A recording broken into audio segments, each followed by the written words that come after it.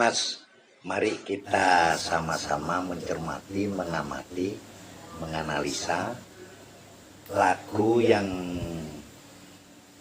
yang sering kita dengar di waktu anak-anak TK itu lagu TK ya, lagunya Bintang Kejora itu. Nah, sekarang tugasnya kita ini mengamati lagu ini enaknya di mana. Kita evaluasi nanti, kita analisa ya. Oke, saya coba nyanyikan. Ku pandang langit penuh bintang bertaburan, berkelap-kelip seumpama bintang berlian, nampak sebuah lebih terang cahayanya. Itulah bintangku, bintang kejora yang indah selalu.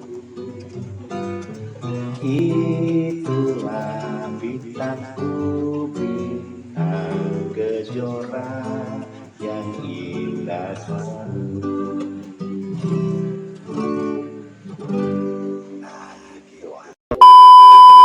Letak enaknya di mana ini, gimana cara ngonsen? Nah, gini.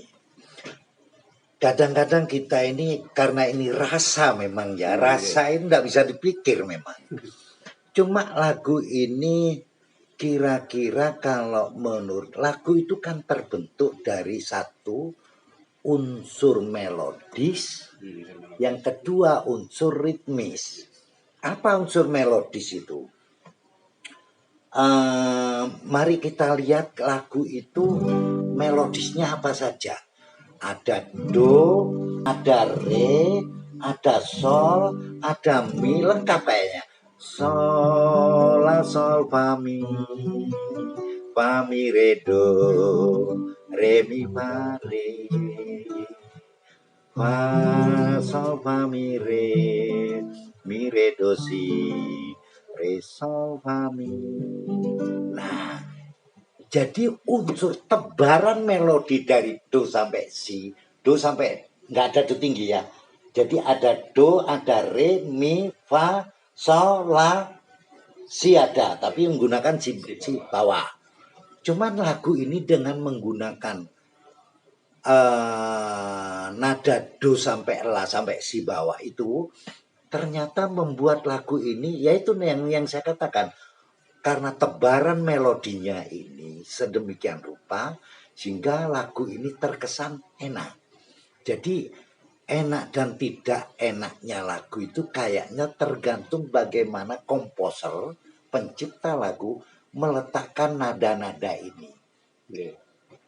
Dan itu bisa asal ya Pak? Ya, jadi kalau umpama sekarang ini saya ulang bahwa lagu itu, lagu yang kita nyanyikan, kita dengar bersama barusan itu ada do, ada re, ada mi, ada fa, ada sol. Ini mungkin yang membuat lagu itu enak. Nah, coba Anda bisa bayangkan kalau lagu ini hanya satu nada, unsur melodisnya kita buang, kita ganti sol. Unsur melodis itu apa Pak? Unsur melodis, jadi lagu itu terdiri dari berbagai melodi, berbagai nada, tidak hanya didominasi oleh dua nada. Coba kalau umpama dua nada saja lagu ini, pasti nggak enak. Jadi itu melodi ini yang ada yang dinamakan melodi itu indah sekali. Ya tapi kalau melodinya ini cuma satu not, satu nada, ya nggak akan ada enaknya. Satu contoh misalnya unsur melodi atau melodi lagu ini tidak terdiri dari do sampai la tadi, tapi cuma hanya satu nada misalnya. Kita ganti sol aja. Sol, sol, sol, sol, sol, sol, sol, sol, sol, sol, sol, bisa. Ku pandang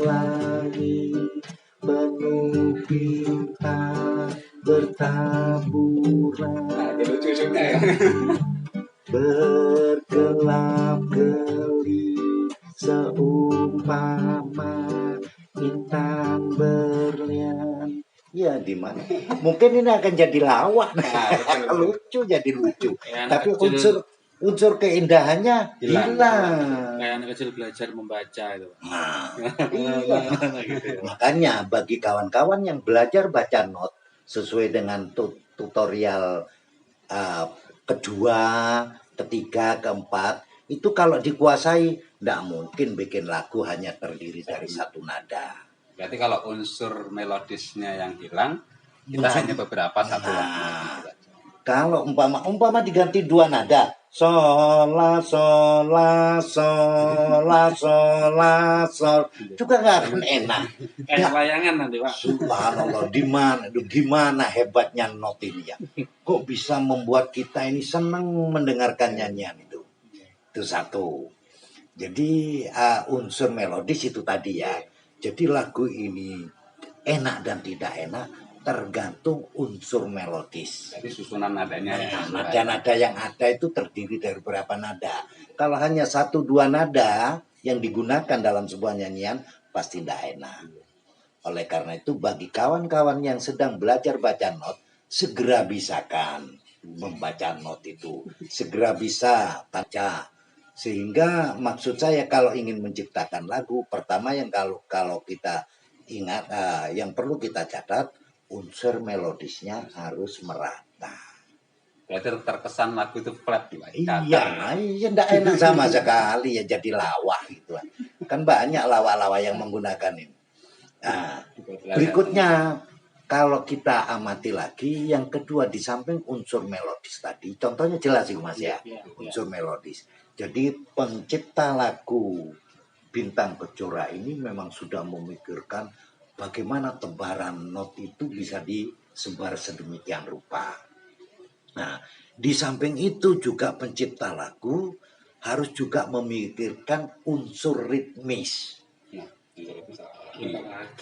Unsur ritmis itu Mas, panjangnya not pertama, kedua dan seterusnya itu ditoto.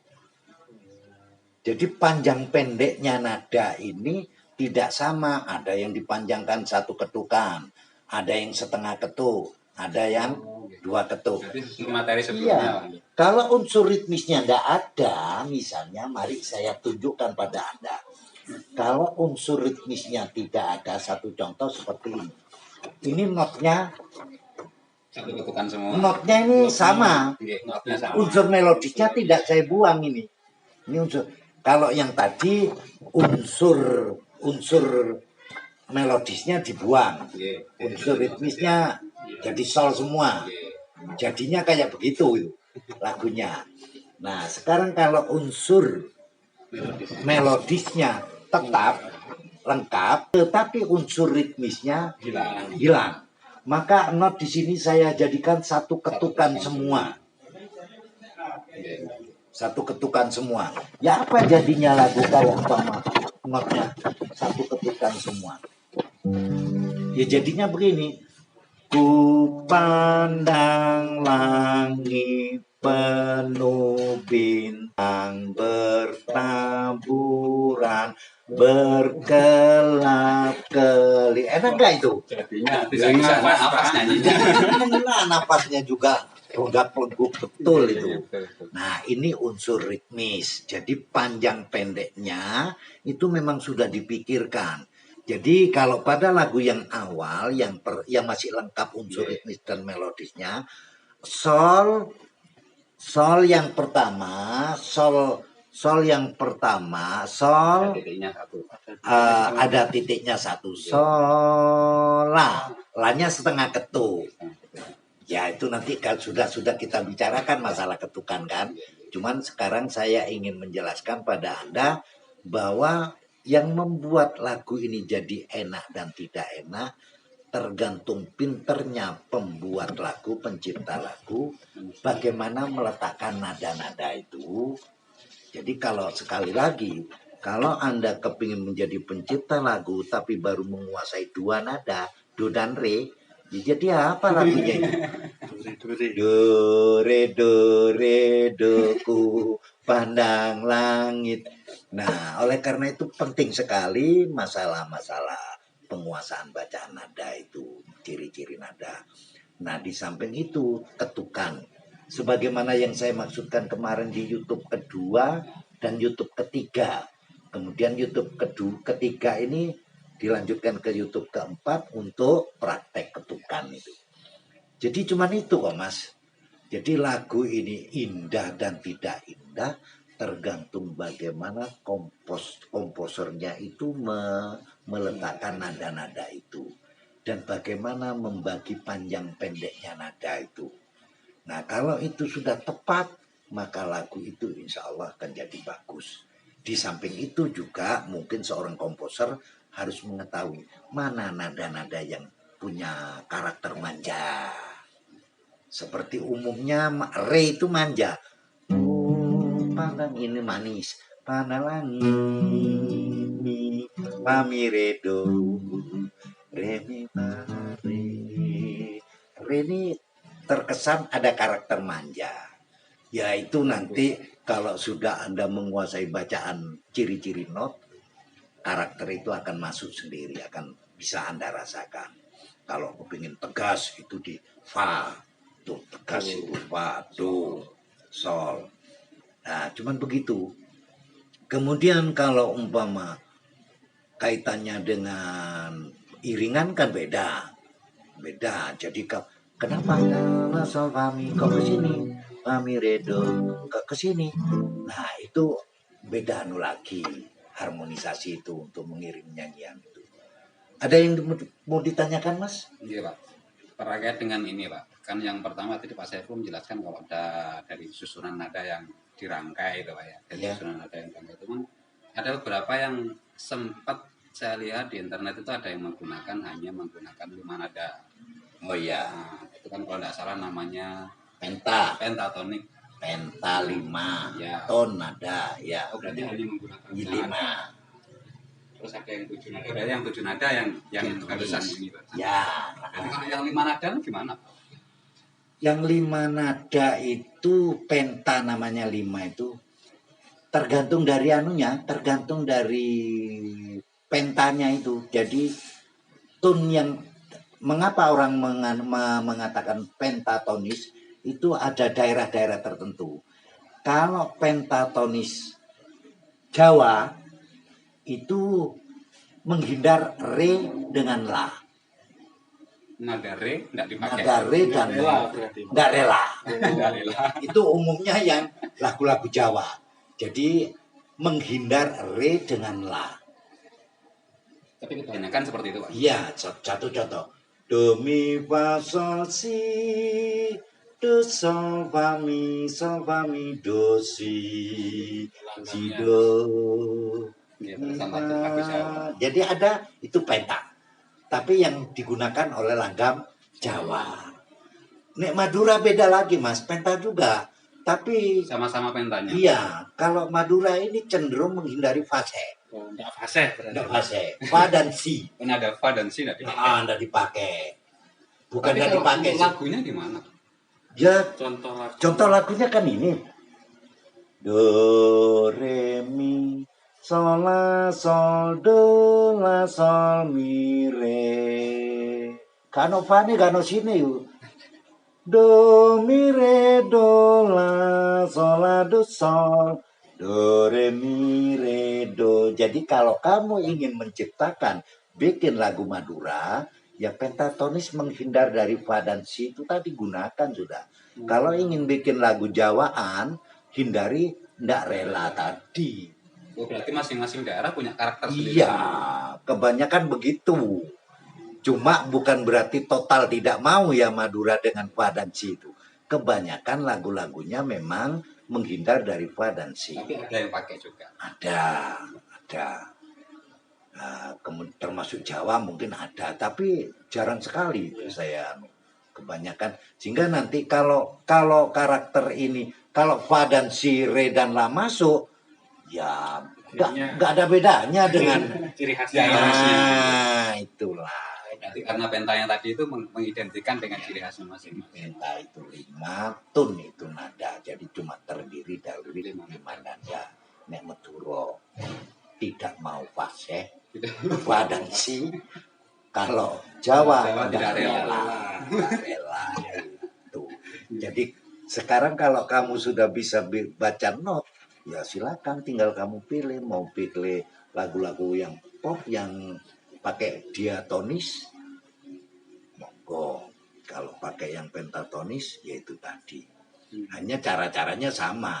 Perhatikan betul unsur melodis dan unsur ritmisnya.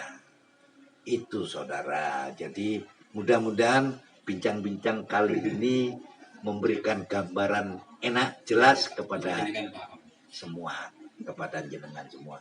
Oke, terima kasih. Oke. Nanti kita sambung pada acara yang lain.